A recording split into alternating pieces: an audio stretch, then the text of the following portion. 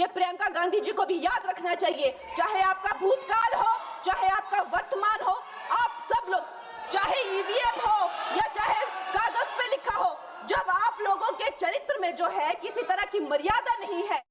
मैं तो नहीं हूं, जनता की प्रतिनिधि हूं, कलाकार तो नहीं हूं। इसीलिए मैं भी सदन के सामने कुछ तथ्य रखना चाहती हूं, लेकिन सिर्फ तथ्य के रूप में रखना चाहती हूं।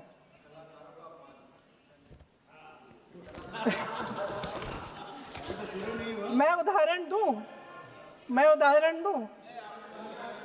उदाहरण दे देती हूँ। सर मांग रहे हैं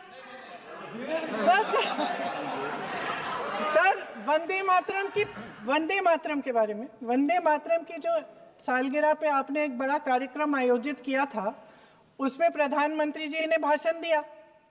उसमें उन्होंने कहा कि 1896 में पहली बार गुरुदेव रविंद्रनाथ टैगोर ने ये गीत एक अधिवेशन में गाया। उन्होंने ये नहीं बताया कि कौन सा अधिवेशन था। हिंदू महासभा का अधिवेशन था, आरएसएस का अधिवेशन था। किस बात से कतरा रहे थे कि ये कांग्रेस का अधिवेशन था। और उदाहरण दूं कि मैं अपना भाषण जारी रखूं। और जहां तक जवाहरलाल नेहरू जी की बात है,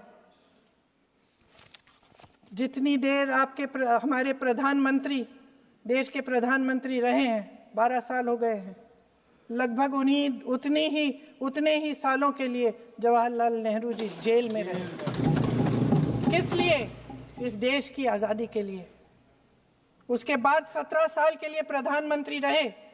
आप बड़ी आलोचना करते हैं इनकी, लेकिन अगर इन्होंने इसरो नहीं बनाया होता तो आज आपका मंगलयान नहीं होता। अगर डीआरडीओ नहीं बनाया होता तो तेजस नहीं बनता। अगर आईआईटी और आईआईएम नहीं बनाए होते तो हम आज आईटी में आगे नहीं होते। अगर एम्स नहीं बनाया होता तो हम कोरोना की जब बड़ी चुनौती का सामना कैसे करते। हाँ, वही बना कुछ भी।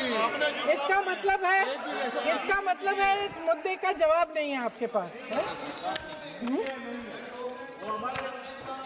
अगर इन्होंने बीएचईएल, गेल, सेल, भाखड़ा नंगल ये सब नहीं बनाया होता जो आप सब बेच रहे हैं, तो ये विकसित भारत कैसे बनता। और मत कहिए बाकी। पंडित जवाहरलाल नेहरू इस देश के लिए जिए। सुन लीजिए, बाकी भी बेच देंगे। पंडित जवाहरलाल नेहरू इस देश के लिए जिए और देश की सेवा करते करते उन्होंने दम तोड़ा। फिर भी सुन लीजिए, मेरी एक सलाह ले लीजिए। सर, मैं आपके माध्यम से सलाह दे रहे हैं। छोड़ना नहीं। सर, मैं आपके माध्यम से एक सलाह दे देती हूँ। हमारे प्रधानमंत्री महोदय 12 सालों से इस सदन में हैं, मैं मात्र 12 महीनों से हूँ। फिर भी छोटी सी सलाह है।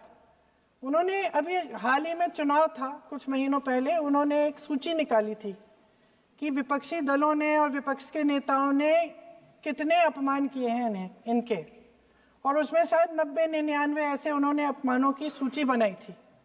तो मैं उनको एक छोटी सलाह देना चाहती हूँ कि नेहरू जी से जितनी भी शिकायतें हैं, जितनी भी गलतियां उन्होंने की आपके जहन में, जितनी भी गालियां देनी है, जितना भी अपमान करना है, उसकी भी एक सूची बना दीजिए। नहीं, बात खत्म नहीं है। 999 अपमान, 9999 अपमान, सूची बना दीजिए।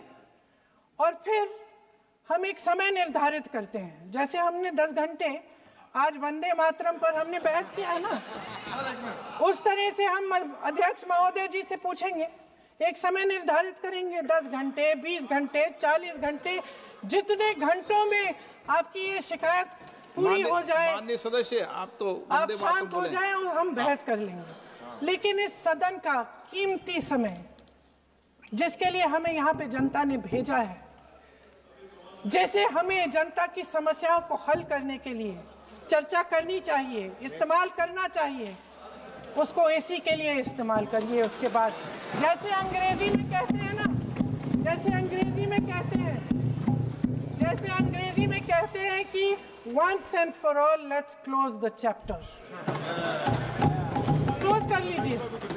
देश सुन लेगा क्या क्या शिकायतें हैं, किसने क्या किया, इंदिरा जी ने क्या किया, राजीव जी ने क्या किया, परिवारवाद क्या होता है, नेहरू जी ने कौन सी गलतियां की, सुना लीजिए, फिर खत्म। उसके बाद बेरोजगारी, महंगाई, महिलाओं की समस्याएं, जो पीएमओ में हो रहा है उसकी बातें, उसकी चर्चा, जो बैटिंग ऐप के बारे में हो रहा है पीएमओ के अंदर, आप सदस्य प्लीज, जो एफस्टीन फाइलों में आपके मंत्री महोदय के नाम निकल आए हैं, माननीय उसकी चर्चा सदस्य करेंगे। आप वंदे मातरम में बोले।